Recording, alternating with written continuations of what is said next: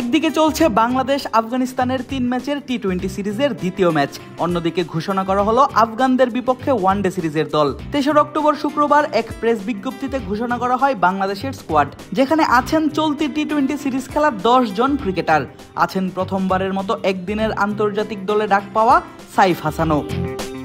Asia cup এবং আফগানদের বিপক্ষে টি-20 series খেলা সেই 10 জন হলেন ওপেনার তানজিদ তামিম, মোহাম্মদ সাইফ হাসান, তাওহিদ হৃদয়, জাকের আলী অনিক, শামীম হোসেন পাটোয়ারি, কাজী নুরুল হাসান সোহান, রিশাদ হোসেন, তাসকিন আহমেদ, মুস্তাফিজুর রহমান এবং তানজিম হাসান সাকিব। বাকি 6 সদস্য হলেন মেহেদী হাসান মিরাজ, নাইম শেখ, নাজমুল শান্ত, হাসান মাহমুদ, তানভীর ইসলাম এবং নাহিদ রানা।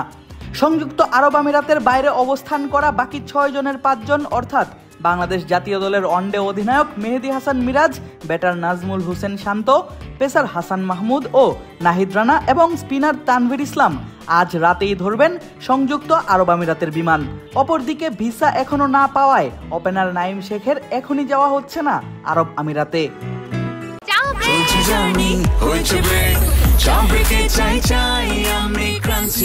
যে কোনো চা ব্রেকে বিস ক্লাব ড্রাই কেক, চায়ের সাথে আয়েশ।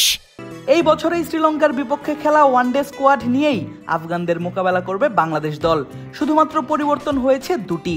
ইনজুরির কারণে এশিয়া কাপ থেকেই ছিটকে গিয়েছিলেন লিটন দাস, রিকভারির জন্য তাকে রাখা হয়নি ওয়ানডে স্কোয়াডে।